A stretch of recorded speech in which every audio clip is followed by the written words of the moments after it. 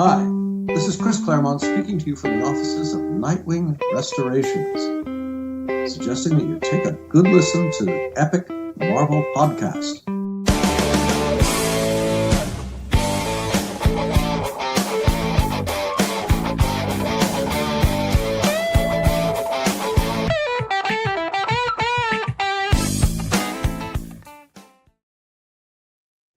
Hello, everybody. Welcome to the Epic Marvel Podcast Reading Club. And we are talking about X-Men, as we did last week, as we're doing this week. A bit of a format change this week because I got some feedback from some people who were saying, can you please split your live streams? We don't really want the reading club to be in the same live stream as the unboxing for a number of reasons. One of them being some people aren't participating in the reading club, and some people don't care about the unboxing. So, I think we're going to try to accommodate that. So the reading club live streams will be on Mondays, and my unboxings will still be on Tuesdays. And it is great to see everyone in the chat here. Stephen, Batman, Nehemiah, Stoger, Logan, JV, James, and of course with me here is Phil Owens. Hi, Phil. How are you doing today? Hi, Curtis. Hello, chat. How's everybody doing? Who's not in this reading club? So today we are talking about our week 2 reading, which includes X-Men 100 through 106. And we've got 7 issues that are great. One of the things that I really appreciate, I think, reading this week is how much Claremont was using the first 7 issues, or the first 6 issues, I guess, technically, because Giant Size wasn't one of his. But the first 6 issues of his were used to slowly introduce the characters, and he was using kind of no-name characters. And I mentioned this in the last episode as well, kind of using the lame villains or whatever to really showcase these new characters that have just been introduced. And now, with issue 100, here's where things really start to ramp up. Phil, do you have, before we dive into the issues in particular, like individually, do you have any overall comments or things that you want to say about this week's reading? Only that knowing what comes in the future, this whole sequence of issues feels like a preamble to the main event. But that's, of course, reading it in, with hindsight. Yeah, I think Claremont's building everything up slowly. Yeah, and I think a lot of us are reading it in hindsight. And even if you aren't reading it in hindsight, if this is your first read through, if you have been around comics or X-Men for a while, I'm sure you know what's in the works. But there are some things I was surprised that, for instance, this vision that Xavier keeps having of this person in a weird-looking space helmet, in a spaceship. It's being visited pretty much every issue, and this is bi-monthly at this point. They're not monthly; it's every other month, and that means that after 6 issues, a full year has passed. Like, that's 1 year of the publishing schedule. So this is a story that he's been prepping for a long time. If you were reading this in real time, like way back in the 70s, there's no payoff for months and months and months. Xavier's just having these visions, and that story is not really being driven forward at all until we get to like issue 400, 104, 105. Were you reading these as they were coming out back in the 70s?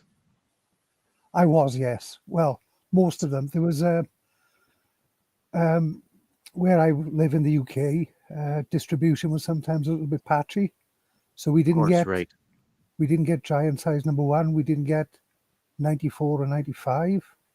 We got 96 to 101, and then the next one Oh we yeah. got was 107. So I missed all So of this first time around.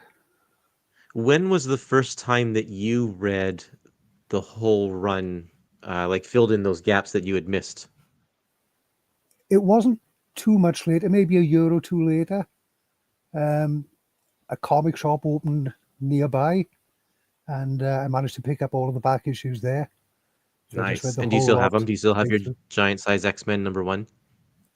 Uh, I don't have giant size #1, but I've got Oh, too bad. everything from 95 onwards. That's fantastic.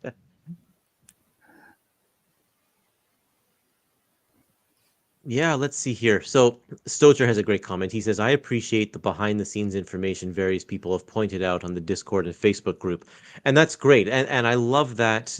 And that's where the discussion is. I think that's the reason we have this discussion as part of the group, because I am not reading all of the issues of Marvel Age or the intros to the Marvel Masterworks or whatever. And so when those people who do read that stuff are able to bring that information to the table, it just helps everybody have a more rounded opinion of just the way things were working back then. Okay, here's a question from Batman. What do you think of Claremont's writing style in these issues versus later on? Is there a difference that you all noticed? I'll let you answer first, Phil. Not really, no. He seems to be pretty consistent. As I say, Uh, these mhm. early issues, he's still feeling his way with characters and situations, and I but I will think the say Claremont, that in these early issues, I still feel like he is trying a little bit to replicate what Stan and Roy had done before in terms of, like, you have a big panel and everybody has to say something and everybody has to get their little quippy remarks. I think that he gets much better with more natural sounding dialogue as he goes along. yeah, I think I'd agree with that. Yeah. Okay, so what we're gonna do here is, I think since we have a little bit more time, since I'm not doing the unboxings as part of this live stream, let's go issue by issue and just kind of give our thoughts and talk a little bit about about the issues that we've read. So we're going to start with issue 100, and of course this is the big climax to the story that had been building for a couple of issues here, where the X-Men have been in space after a big Sentinel battle, and they are battling what appears to be the original X-Men, but it turns out that they're actually really advanced Sentinels. What are your thoughts here on this issue, Phil? It's a typical anniversary issue. You've got to get everybody in there. You've got to get a lot of action in there. Although, as I think Stoja pointed out, um, how do they replicate the X-Men's powers? Yeah, it's very true, because robots can do a lot, but I don't think robots are going to have like telepathic powers or whatever. Beasts, they could mimic. Angel with the wings, I think they could probably mimic. Iceman's a little harder, although if you get pump your Sentinel with enough Freon, then maybe you can accomplish that. Um, Cyclops' powers they're pretty. You can replicate that in a robot, I think, just with force blasts. Um, I Marvel think Girl it's will be a really little just bit harder. that would be a little like you'd have to like fake it with magnets or something like that to move things around the room or something. But for the most part, I think they could. And these are supposed to be really really advanced robots, advanced Sentinels. So you know, I guess it kind of works. Yeah, it's the anniversary issue. You've just got to do it. Exactly. And you can totally just, this is comic books. Anything can happen. You just have to kind of let that go and enjoy the ride. And this one has a great ride. I feel like the action in this one, while while Dave Cockrum has been really good with action so far, this one I think he really ramps up because there are multiple things happening throughout these pages, and he keeps track of where all of the characters are and what they're doing, who they're fighting, and is able to really have a cohesive through line through all of the pages and all of the panels here. I really like how he's laid out all of this stuff. Good storyteller. Absolutely. And Chris Claremont's really hitting it with that, what I call the roller coaster storytelling, where he'll be like halfway through one story, but there'll be a little panel or two setting up the next story. And he does that Yeah. here on that splash page with Stephen Lang. There's one little panel there where it says that Stephen Lang became involved with the Council of the Chosen. Right. So here's a question for you. And I think we might have mentioned this in the last episode as well. That Council of the Chosen is really expanded upon in the classic X-Men issues. Like when they add in the extra pages, it's not much of a mystery who the Council of the Chosen is. And I'm guessing maybe even at this point Claremont might not have known who these shadowy figures were. He might have just put them in. But in retrospect, because he's adding these pages 10 years later, he knows who these characters are, and so he's kind of just letting the cat out of the bag right away. What do you think about that? Yeah, I think he's throwing things in. Um, if they don't work at the time, you can always come back to them later. Yeah, I think that if I were reading classic X-Men or this, if I was reading this series through the classic X-Men issues, and it was already revealed who this chosen Council of the Chosen is, um, it it takes away, I think, a little bit of the big reveal when it comes up later. Right. And that's a big part of that roller coaster storytelling, that these things do, they happen over multiple issues and they build up. Here's a great comment. These Sentinels are so advanced that you never see them again. Yeah. Well, I mean, we do get more advanced Sentinels. I think in the modern era, there's like isn't there a Omega Sentinel or something like that? And they, yeah, there are different robots of different types over the years here. Yeah, well, I think I've got a comment about this issue here from Papa John. He says, I don't know if it was just me, but I felt the emotions in this issue were much higher and more palpable, almost emanating from the page. Cyclops contributed a lot to that feeling with his attempt at stopping Jean from her sacrifice. Yes. And I think, yeah, Chris for Claremont sure. is really trying to heighten the drama. It struck me how changed Cyclops is from the original run of X-Men. He was always so pent up and straight laced, and always holding everything in check. And in these issues, he's just so angry all of the time. Yeah, and I think that anger, there was an aspect of that anger in the original issues, the Stanley issues, and I think that Claremont just kind of latched onto that.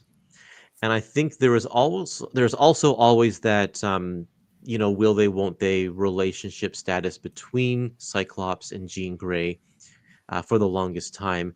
And so now that it's kind of official and they are, in a relationship, I think that he has more reason to be more emotional now. And we really see that come out.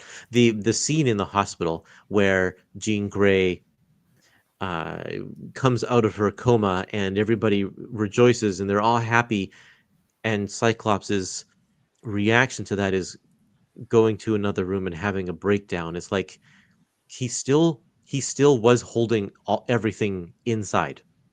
I think that's still part of Cyclops' character, and that always will be to a certain extent. And it really comes out here. So the emotion that you did see him um, have throughout this issue, or through these past issues, that was only the tip of the iceberg. That was only him letting out a little bit. And so this scene I loved because he just has a full-on breakdown, and now that's him actually letting out all of his emotions. Some Yes, really nice writing there. and there's been a lot happening in Cyclops' life. Three of Yeah. his family, the X-Men, have gone. He doesn't seem to have that great a relationship with his brother. His brother's threatening to kill him every other issue. And then you got what's happening with Jean and what's happening with the professor. This whole new Yeah. bunch of people in the mansion. Must be a tough time for Cyclops. And then, of course, there's, as they mentioned in Giant Size X-Men #1, his powers have gotten stronger. And they never Right. mentioned it ever again, but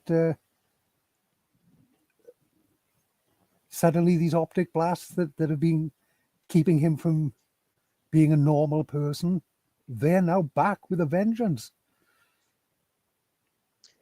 Yeah, and he gets a new visor because of it. That was one of the tipping things, the tip-offs with this new, with these Sentinels that look like the teammates, is that he was like, wait a minute, that's not the right visor. That's the old visor.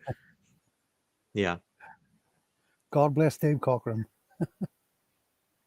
Okay, so Papa John also has a comment here. He says this is the first fastball special, and he says if he's not mistaken, but you're right. This is the first time that Colossus throws Wolverine, and they call it right off the bat. They call it the fastball special, and I think that's great. It's something that's persisted through the years, and they pull it out every once in a while. That's the real reason this is a key issue. Yeah. Okay, so let's go on to the next issue here. This is X-Men number 101, and it's called. Oh, sorry, I was talking about events that were happening in 101 when with the Jean in the hospital. That actually happens in this issue. 101 is called Like a Phoenix from the Ashes, and this is the issue where Phoenix or Jean Grey uh, sacrifices herself to safely, quote unquote, safely pilot the airplane or the spaceship back to Earth. Everyone thinks she's dead, but she flies out of the water in a brand new costume, calls herself the Phoenix, and then immediately faints and goes into a coma. And so almost the whole issue here is actually just the team in the hospital kind of figuring out what to do. And then the second half of this issue is the new members of the team are called away. They go on a little trip, a vacation to Sean Cassidy's castle in Ireland, and that's where they get um, uh, ambushed, I guess, by this new character that we're meeting for the first time here, Black Tom Cassidy, along with the old favorite Juggernaut.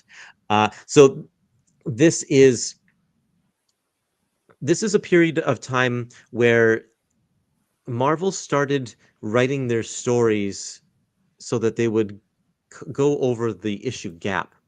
And um, so, like when Stan and Jack first started, you'd have a self-contained issue. The story would start and it would end in the same issue. And at some point, and I feel like it was kind of around the Galactus trilogy, they took that same format, but they just shifted it over a little bit so that the story would start halfway through and it would end with a the issue would end with a cliffhanger in the middle, and then it would conclude in the first half of the next issue, and then the last half of the issue would start the new story. And you really see that format throughout these issues here, because there's a very distinct change of pace from the beginning of this issue, where we have the giant plane crash and everything like that, to Sean's taking his buddies on a road trip across the ocean. Yeah, it's a great way of bringing people back in for the next issue. Put a cliffhanger. The only trouble with it, with this series, was it's bi-monthly. You're waiting 60 days. Yeah, no That was a kidding. nightmare. I bet. I can't even imagine. It's interesting reading it like this. Like when this Epic collection came out, I read it. I sort of binged it over a week or so. But reading it daily like this, even though it's not 2 months apart, but it still gives off that same feeling of, oh, okay, I have to wait till tomorrow to read the next issue, even though it's just Yeah. one day. It still is a good feeling. What are your thoughts on this issue in particular? A watershed issue, I think. They're just trying to slow everything down and catch their breaths. And it's always great to see the Juggernaut back. Yeah, Juggernaut was a highlight of the original run. I think my two favorite parts, and this might be the same for a lot of people, my two favorite kind of stories in the original X-Men is the Sentinel story and the Juggernaut story. And so I think it's by design that we have Sentinels and Juggernaut coming back kind of almost right away in these with the new team. Yeah, Claremont's starting to pick up the pace now with the villains. Yeah. They're starting to get stronger villains in. Okay, let's see here. I have a comment, I think, about this issue here. Well, that's for 102. So we'll stick with this one here. So introducing Black Tom Cassidy is a good way to show us that these characters have more backstory. We don't really know these characters at all. A lot of them are mysteries. We haven't really had any kind of stories of the past. We know Colossus has a sister, and we know that Storm has some issues that she's dealing with. Actually, I think that's going to come up in the next issue. It's not even in this issue here. Um, but now we know that Black Tom Cassidy not only has like a castle, but his family is very rich, and he has like servants, and Black Tom Cassidy is his brother. And I think Black Tom Cassidy is a little upset that he's not getting his share of the inheritance here. There's always one black Yeah. sheep. But I like this issue. I think that you really get a good sense of Claremont's ability to tell a story because, like I said, it takes place in a hospital. Most of it, it's not that exciting of a location, but the dialogue is really really good and keeps you going on. And then yeah, once you move past that and like they're walking around the castle and exploring things, and it's all just like very, like you said, the calm after the storm, calm before the next storm, and it's just all about the dialogue. It's all about the character development, and it works quite well. Claremont's great with character pieces. Yes. Here's another Oh, great comment from Nathaniel. It says, "I wouldn't get in a boat on dry land with the X-Men because it would sink." any machine, I think. Yep. John George Pepper says, "I really love the moody splash page as they arrive up to the castle." I'm gonna guess that castle picture is so good. There's got to have been some photo reference going on there because it's quite a cool looking and very realistic looking castle in its construction and design. Yeah, bound to be some reference there somewhere. Doesn't Okay, ring any so bells with me, but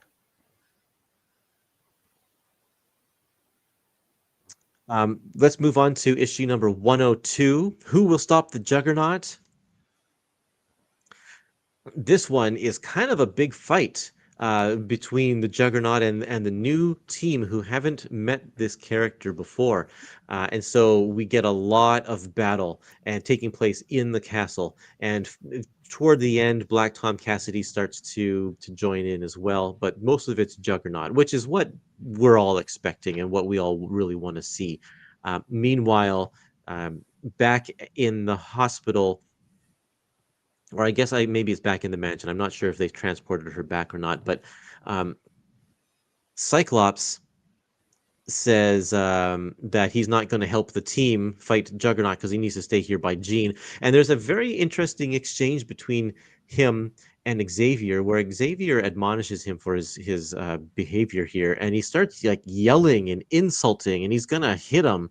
And it's like, I know Xavier's under a lot of pressure, under a lot of stress and stuff with everything that's going on, but feels out of character for him to be that drastic in his reaction. What do you think about that? Yeah, pretty much. I had the same feeling with Xavier as I did with Cyclops. Claremont's trying to ramp up the drama, and I think he's taken both of those characters who were always so reserved, and he's just trying to play the drama up. Yeah. And that's probably it. And yeah, so all of the characters are just a little bit more exaggerated than they usually are, just to heighten all of that.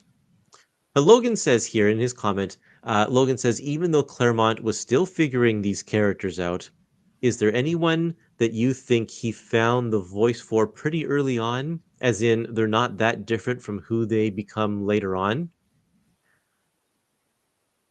I would probably say that they're um, all of their characters, I think, are still very much the way they were in these early issues. Like the core essence of those characters. Nightcrawler in these ones feels like Nightcrawler. Today, Nightcrawler still feels that way. Same with Colossus, and maybe Banshee's gone through a few more different interpretations or kind of versions or whatever. But he's kind of a blank slate in these issues anyway. But same with Storm. I feel like she's kind of the same. She still feels regal and powerful in her speech. Yeah, as I What say, say you, Phil? Claremont's really consistent with his writing. There's there's a through line from the characters you see in these issues right the way through to, well, pretty much till today. Yeah, I'd I think imagine. so. Soldier's the one. Yeah, Soldier says Wolverine is maybe the only one that feels different later, and I don't even think it's that much different. It's more nuanced because, of course, he becomes friends with everybody, and I think that's a big difference. Because right now he's very standoffish and very gruff and grumpy, mainly because he doesn't know these people and they don't really like him. But once they become family, of course he's going to act differently around them at that point, but that gruffness is still there. Like the core essential parts of that character never really went away. Yeah, he'll always be a madman. So here's a comment from John George Peppers. He commented on Discord. For number 102, it's a nice swerve from Claremont to have a non-telepath knockout, drag-out fight after the bombast of 98 to 100. Seeing Wolverine get straight tossed from the get-go was a good raising of stakes. And I feel like Wolverine kind of was, he's not nearly as powerful in these issues as he would become. I think that he wouldn't have been tossed around so easily if they were writing this story today. Right. Um, Colossus seems to have. I've forgotten how important Colossus was to the action in these early issues. He gets into a fight in every single issue. Yeah, I remember reading, I can't remember who it was that was saying this, but John Byrne. I hear Sasmurf has the same comment that I was just going to say. The story Byrne tells is that Claremont wanted to write Wolverine out of the book, but Byrne wouldn't let him because he was the only Canadian on the team. And and what I've also heard is that Dave Cockrum, he favored the character, his own new characters like Nightcrawler and Storm and Colossus, and you'd see them like on the front cover. Those are the characters that are featured on the front covers, and often Wolverine's kind of off to the side or not in the center. And it wasn't until Byrne came along that he, when he was laying out the pages, he would put Wolverine front and center, and that's when he really started to take off. And so yeah, and you notice it, like you said, Colossus gets in a fight every issue because I think because Cockrum was involved in the flow of the narrative, Marvel style writing. So he was like, well, I'm going to make sure the Colossus gets a fight in every one of these issues. And of course, Colossus is the team's powerhouse at this point. Right. Yes. And especially with a Juggernaut fight, who are you going to put up against Juggernaut? Well, yeah, it's got to be Colossus, at least to start. I want to throw up this image here. It's a couple of panels from page 204 in the Epic collection, where Nightcrawler is unconscious in the shadows, and a couple of leprechauns come and take him away. I bring up this panel for two reasons. One is that here's a power of Nightcrawler's that I don't think he has anymore. It was only in these early issues. When he's in the shadows, he's invisible. Like literally, you can't see him. You don't even see the silhouette. He's see-through, and that's indicated here because you can see the cobblestone underneath showing through his body. And I'm not sure how long he keeps this power. I don't remember, but it definitely isn't carried on through the years. I don't recall it ever being referenced again. Like other than these issues here, other than this story. Huh, yep. Interesting, yeah. Just this one issue. And maybe that's because John Byrne comes on the book. And with Dave Cockrum gone. Could be. And he just never did it. Yeah, because they make a big deal about explaining it in the next issue. Like they spend a whole page talking about this new power that he's discovered. So it's very interesting that they just kind of, it's not going to work. We're just not going to dwell on that anymore. Okay, the other reason I wanted to bring up this is because of the leprechauns. There is a lot of chatter on Discord about the leprechauns and whether or not they have a place in this book. Stoger is the one who brought it up. He says, I cannot underscore how much I hate that leprechauns are in this book.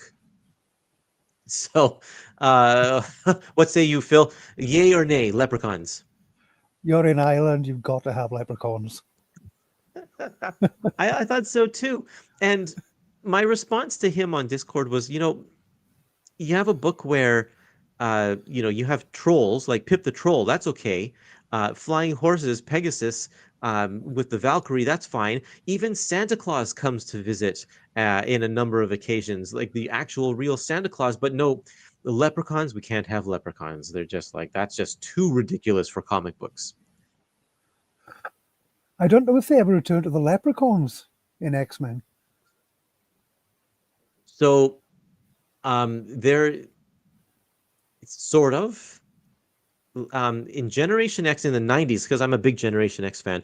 In Generation X 7 and 8, they go back to Cassidy Keep, which has disappeared. It's been absorbed into the fantasy world where the leprechauns come from, and so they meet not only leprechauns but also fairies and dragons and a whole bunch of dwarfs and like everything. And so I don't know if they've revisited that any other time other than Generation X, but that's what stands out in my mind. You're not selling the 90s to me. It's just not happening. Oh, come on. Okay. Stoger says the O in Stoger stands for O'Connor, Stephen O'Connor Jr., and I am still anti-leprechaun, he says. Wow, okay, well, there you go. No leprechauns for Stephen. Oh, boy. Okay, we're going to keep on... Sorry, say that again? We need Michael Leddy to adjudicate on this. Yeah, right, where is he? Where is that guy?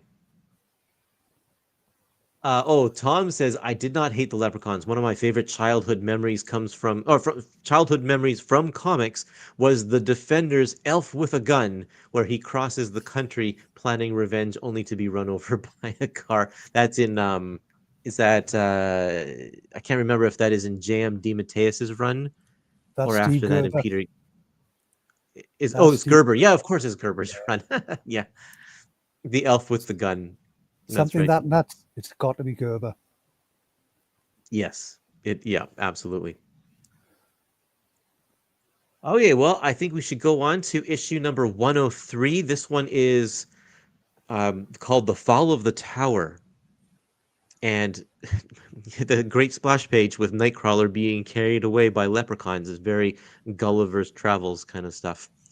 Um, but the X-Men are captured by Black Tom. And this guy's really resourceful because he has special contraptions that he's built into the castle specific to each one of the X-Men. Like he's done his research. He knows how to detain each one of them in a very specific way so that they can't escape. And if this guy has those sort of resources, like he should be a lot more powerful, but he really isn't. This battle continues all the way to the end of this issue, and by the end, Black Tom Cassidy kind of does himself in, and he goes over the edge, falls in the water, and Juggernaut jumps in to follow him, and and that ends a story that was 2.5 issues long, which for this period of time is pretty long, and especially because it's bi-monthly, that's a whole quarter of the year that we're spending on Black Tom in this castle. What are your thoughts, Phil, on this story as a whole? Yeah, it's as I say, always great to see the Juggernaut back.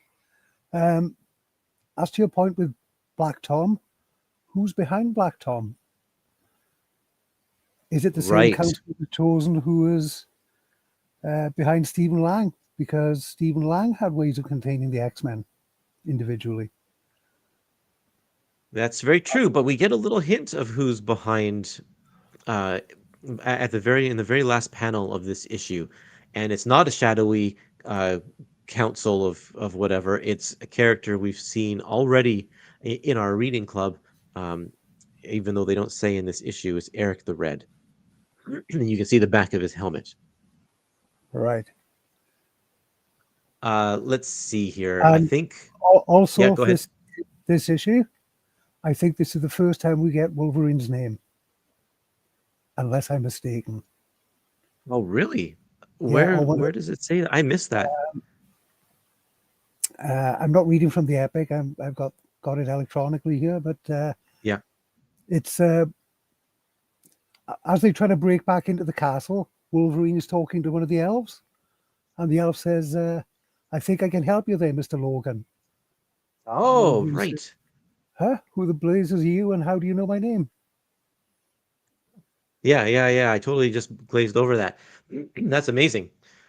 Uh, yeah, and one of the moments I didn't even mention this in issue, I think it's 100, where Wolverine pops his claws and he's not wearing his gloves, so everybody on the ship can see clearly that uh, they're coming out of his hands. And Sean is like, "What? That's gross." Yeah, people just assumed it was built into the costume, and I think maybe even like when Len Wein wrote him in Hulk, he probably thought it was built into into the costume as well. But here we go. Um, Now we have fact that it's built into his skin. I don't think Wolverine has a healing factor at this point. They've never made a mention of him having the mutant ability to heal. I'm not sure. I think it'd be pretty silly to take on the Hulk without it, though. Well, he's just hot-headed enough to do that. That's true. Oh, okay, here we go. So Stoger asked ChatGPT if there were any other references to Nightcrawler using his shadow or invisible powers, and we'll have to double check these because we never know if ChatGPT is actually correct or not. but he says Uncanny 102, which is this issue here we're talking about. Yep. Nightcrawler #1 from the miniseries. We'll do that in our reading club, so I guess we'll see that one. Excalibur 31, X-Men, Uncanny X-Men 210, X Infernus. I don't even know what that is. And X-Men Second Coming #1. Those are modern issues. So sporadically they'll bring it up. Probably a writer reads this issue and is like, "That's cool. He should do that in my run." But it doesn't happen very often, it seems. So thanks for looking that up, Stoger. Okay, we're going to keep on going here over to the next story. X-Men #104. The gentleman's name is Magneto. Another classic from Chris Claremont and Dave Cockrum. Now, great cover, which is an homage to X-Men #1, just with the new team of mutants. And in this issue, it starts off with the X-Men crashing another boat. So they just can't get in a vehicle without it being destroyed. But really, they are suckered into heading to where there's a battle with Magneto. And Magneto has not faced this new team, but he seems to already have been given a heads up about this new team. He seems ready for them. And this whole issue is one big battle with Magneto facing off against the new team here. And we get a little bit more development in this ongoing story of who's calling all these bad guys against the new X-Men. And we get a little bit more of a look into the space creature that Xavier has been seeing in his visions, plus a first appearance from a very important character that's going to come up in a few issues from now.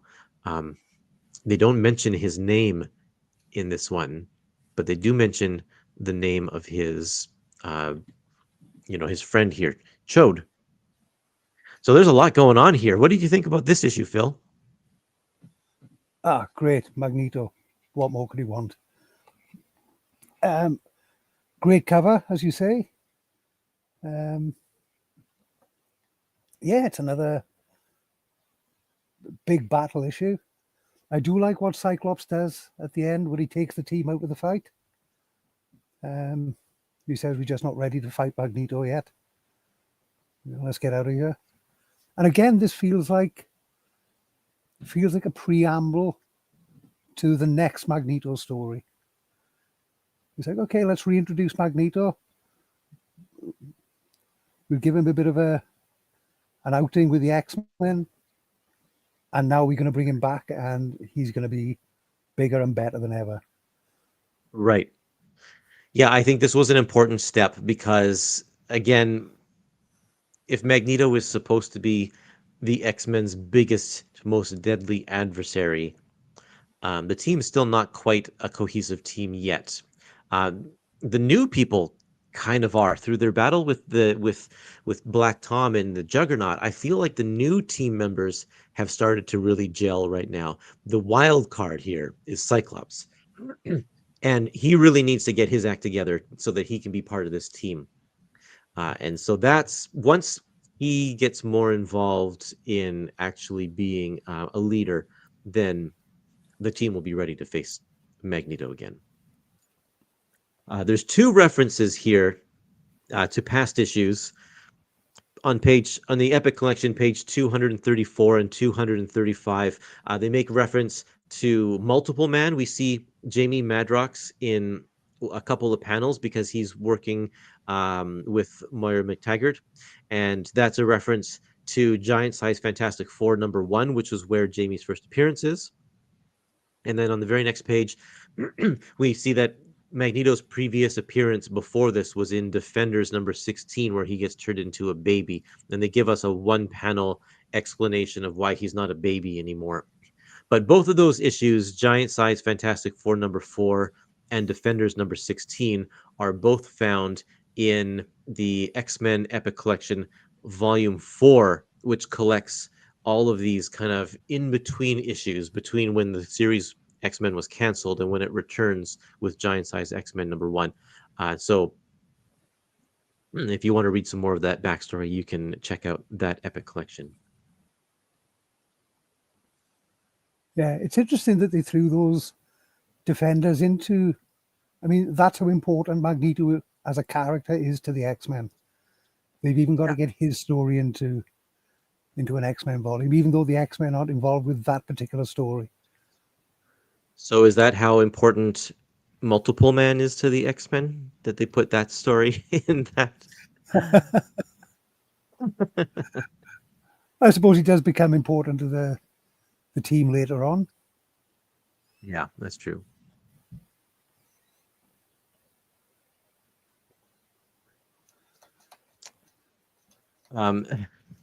Matt says a much scarier villain would have been a baby Magneto with colic. James says they haven't mentioned adamantium yet, but actually, yes, I think he does mention adamantium in one of these issues that we've just passed. I can't remember exactly which one it is, but it was mentioned just once. And there's an odd panel. It's just after Cyclops frees Banshee from his metal casing. Yeah. It's the last panel on that page. They seem to be making a big deal out of Dragonfly escaping. And I always felt that was going to lead somewhere. And I don't think it ever did. Okay, yeah, you're right. How strange is that? Well, I guess maybe we'll have to keep that in mind as we read through these next issues. Maybe there's a one panel reason for that. I guess we'll find out. If she's Dragonfly, she probably gets defeated in one panel.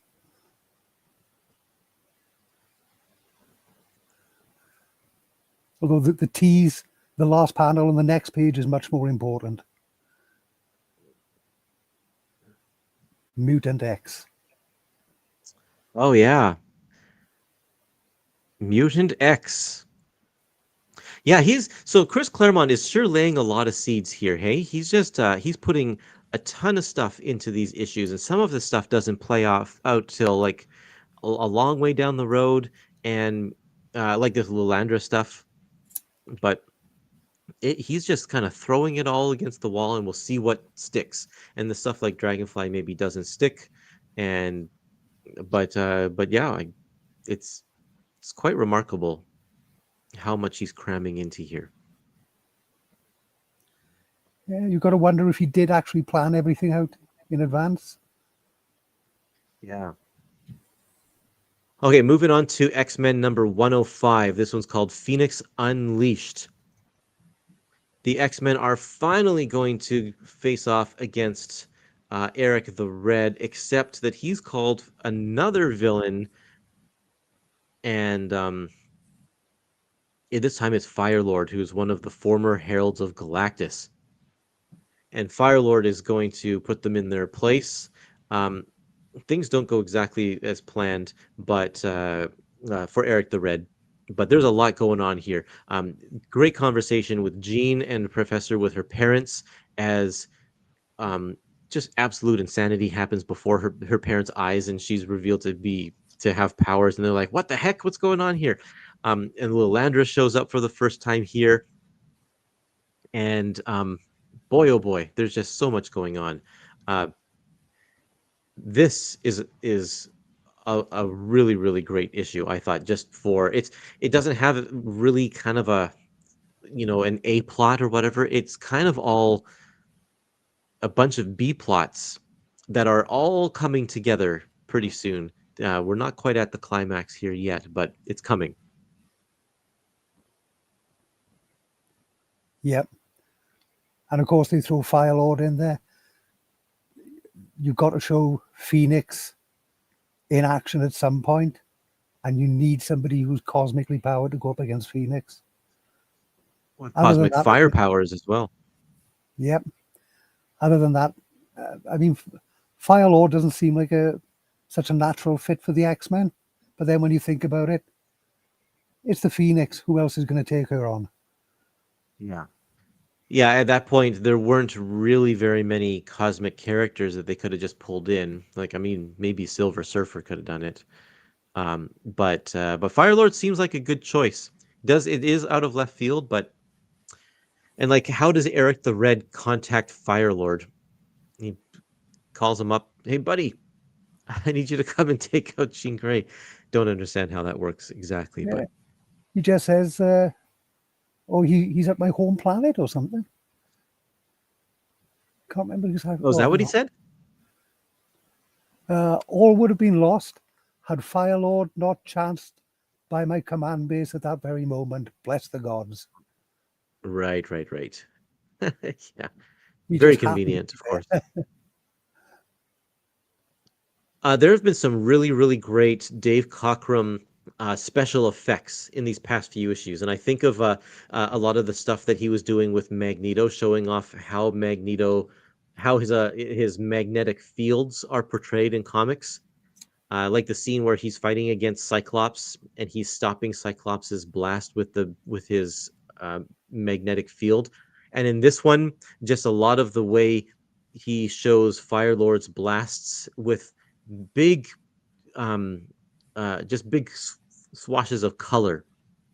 There's a scene where he is blasting Havoc and Polaris, and the sound effect is Shazam, and he's like up against a dark blue background, and it really offsets the look of the fire as he's blasting, because you get this sense of hot and cold, and I love that tension in that one panel there. Yeah, I wonder if Dave Cockrum suggested that or whether it was purely the colorist. Yeah. I forget that I'm on video, so I can show some of these panels if I hold them up. I should have tried loading them in, but there's that one. And then on the very next page, we have this center panel where we see the all the Shi'ar people on the bridge of a ship, and it looks very similar to the original Star Trek. Like, that's definitely a Captain Kirk pose that the captain is in, and you can see all of his commanding officers, like the bridge, the red sliding doors in behind. Um, it's definitely supposed to be a ripoff of Star Trek. They lean into the Star Trek references for the next issue or two. Yep. This is the first of them. A couple of pages later, when Lilandra teleports into Jean's apartment, Misty Knight even says, "Jean, it looks like that Star Trek transporter effect." Yeah, right. That was a great effect too, with the Zipatone, using the screen tone pattern to show off the teleporter. I like that. It looks really neat. And then, yeah, in that one, of course, we get the first appearance of Lilandra. Not her first appearance, because she was in the last issue, but first time interacting with Xavier here, and doesn't speak the language, immediately faints, and it's still a big mystery. We don't get any answers as to who she is or why she's there, until she wakes up and starts spouting a few things, but still, we don't really know what's going on. And then Phoenix comes back. So, yeah, just another really pivotal issue that I think doesn't really get talked about a whole lot, because it's not one of those like watershed moments, but I really like it. I really like that issue. Yeah. Although I'm not happy with Firelord because he disrupts a plot, and obviously an X-Men plotting meeting between Chris Claremont and Dave Cockrum when he's Yeah. battling Firelord. Right. Oh yeah. Claremont and Cockrum are there. That's awesome. Anyway, Dave, he hits the ground with this incredible sound effect. Foom. Logan says it would be appreciated if you could maybe highlight the pages on the screen, but I'm not sure how much work that would be. The only problem there, Logan, is that I don't exactly know where the conversation is going, so I can't prep it too much in advance. But I'll see if I can figure something out, because it would be great to see the visuals as we are talking about them. I I just need all of the digital files. Maybe Phil, you'll have to send them my way. Okay, so the Sure. next issue here, 106, is called Dark Shroud of the Past. This is a weird issue because it's actually a fill-in issue by Bill Mantlo and Bob Brown. And it was common practice back in these days um, for the editors of the book to just commission a random story that could be inserted at any point in case they are missing deadlines. And even though this book was bi-monthly, apparently 2 months was still not enough time, and they were coming up against deadlines. Someone, I can't remember who it was, someone in the Discord group shared uh, this little column in the letter page. That's from Chris Claremont. He says, as some of you may have noticed, unless you prefer perusing the letter column before the book itself, that this issue of the X-Men is not the much ballyhooed, much awaited conclusion to the Princess Xavier's Dream Star Wars Eric the Red subplot that Dave and I have been building up for longer than either of us cares to think. He even admits that it's been a really long time. For reasons too diverse to mention, including among them a certain artist's mad determination to work on the first Marvel issue of a certain sword-wielding Southerner. That's John Carter of Mars, I believe, right? That's Transplanted right. to the very former client. Yeah. So Dave Cockrum was working on a few different books at the time, and that is the reason for the delay here. So he's picked up um, this inventory story that has it's kind of coincidental. I think this story. I think he says it was made quite a bit, like a year or two before these issues came out. It's been sitting in the filing 2 years. cabinet, but it just happens to have a very similar setup to issue 100, where the old X-Men show up and they have to battle the new X-Men, but the old X-Men aren't actually the original old X-Men. So it's too bad that they were happened to be kind of so close in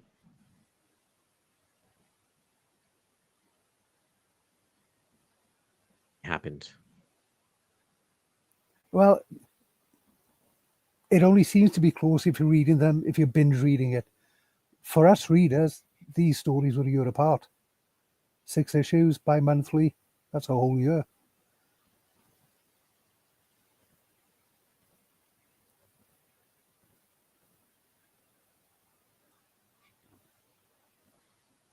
Have you frozen or have I frozen?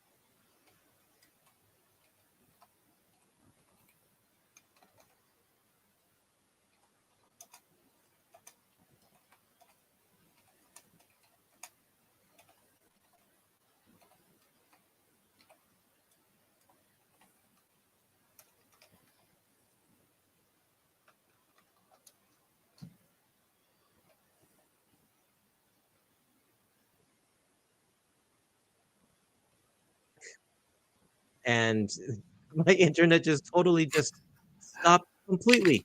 I don't know what's going on here. Phil, It you was the still there? Council of the Chosen. They're Oh man, attacking those us. guys. Or maybe it was evil Xavier. Could be. Could be. What were we talking about? We were talking about, yeah, the evil X, saying that it was retreading on a story that we had just read. and then I think you were going to say, or you were saying something, but I didn't hear what it was at all. I just said the having the two original X-Men battles so close only feels close together if you binge reading them. If you were reading them at the time, these stories were a year apart. 6 issues I bi-monthly. guess. Yep, that's a good point.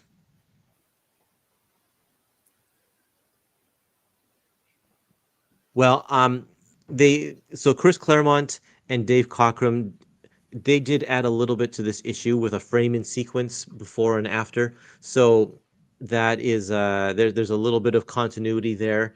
It's not just one of those fill-ins that just kind of completely interrupts the flow. So they did as best that they could to help smooth that transition.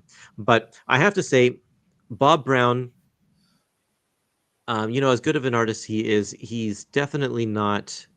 After being spoiled with Dave Cockrum art, is kind of a little bit of a letdown to have Bob Brown doing this story here. Um, I think maybe also because it's an inventory story, it's just a lot of attention was not put into it. There's like very little background um, layouts and compositions and such. So there's a couple panels that are really cool, but overall, it's kind of an underwhelming issue. Yeah, I'm not sure, but it feels like with these inventory issues, maybe they pencil them really loosely so that they can add in details later. And I think maybe the ink job was a little rushed on this. Yeah, that's probably very accurate. I doubt it was a fully made, a fully made issue.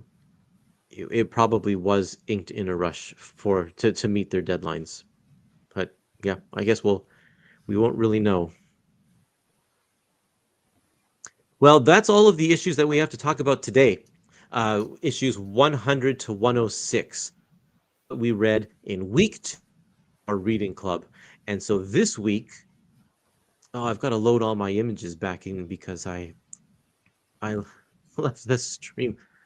I need to call my internet provider because it has been giving me issues and it's not letting up. Week 3 Week 3 is going to be an interesting one because we have X-Men 107 and then 108, and then we're going to jump over to Iron Fist number 14 and 15, then jump back to X-Men 109, and then spend some time with Marvel Team Up with annual number 1 and issue 53. And the reason these are here is because they are all X-Men related issues, but they are in the Epic Collection Second Genesis. And so, like I said, this reading club is following this mapping. So even though some of these issues, um, I think all of them are written by, they're all still, even if they're not written by Claremont, if they're including it in the Epic Collection, we will still read them. So that's what's going to happen today. Monday, we are going to read 107. And then next Monday, we are going to have our next Claremont run Roundup. And Stephen says, darn, I missed it. I thought it was on a Tuesday, or have I gone senile? No, Stephen, you have not gone senile. I've decided to change it to Mondays because people wanted the unboxing and the reading club streams to be separate. And so it's hard to just get the word out when that happens. So you'll have to watch it on the repeat. But there you go. Yes, in this week also we are going to see John Byrne's first issues on X-Men, or first time he's drawing X-Men. So now, yeah, the first issue of X-Men as well. His first issue is going to be here as well. There we go. Once again, thank you, Phil, for being a part of this. Appreciate your insights. Appreciate your comments. You're welcome. I'm always glad to be here. And for the rest of you, you can join me tomorrow at 3:30 Pacific, and we will be unboxing an Epic Collection and a DC Finest, and I think I've got a couple other things to show off. So, same time tomorrow. Thanks, everybody, and I hope a good time reading these It's been really great. And I hope that this week is another excellent week for all of you. Thanks for watching, everybody. See you next time.